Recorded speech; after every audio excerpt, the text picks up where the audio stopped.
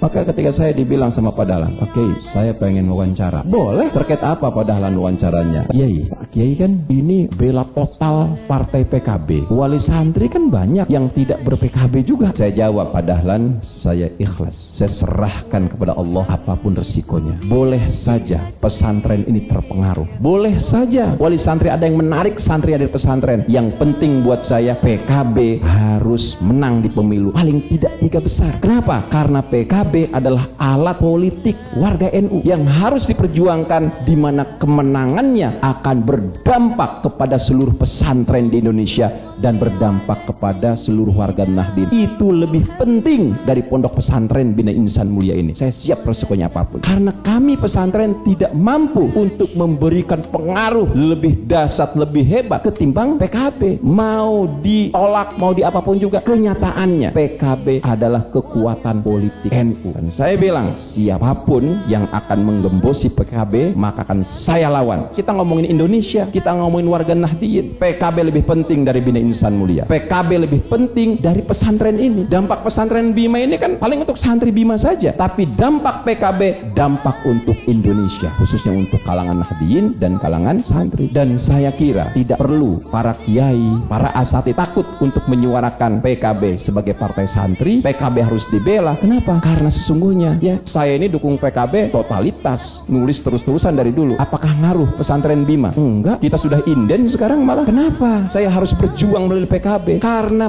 NU ini mayoritas, konon 90 juta, tetapi kita belum bisa memenangkan pemilu. Partai kita kecil, partai santri ini baru 11%. Coba kalau NU itu 20% suaranya di parlemen, kita menjadi partai yang kuat. Menteri kita banyak, menteri santri. Dampaknya akan luar biasa ya, buat dunia pesantren, buat santri, buat komunitas Nahdien. Jadi saya nggak takut ya, saya akan tetap lawan siapapun yang pengen menggembosi PKB. Karena saya sadar yang memperjuangkan pesantren selama ini partai yang totalitas memperjuangkan pesantren, yaitu PKB. Inisiatornya PKB, yang lain ikut-ikutan saja ya. Bahkan ada juga yang sering menolak. Dan kenapa saya perjuangan? Karena mayoritas dewannya juga santri.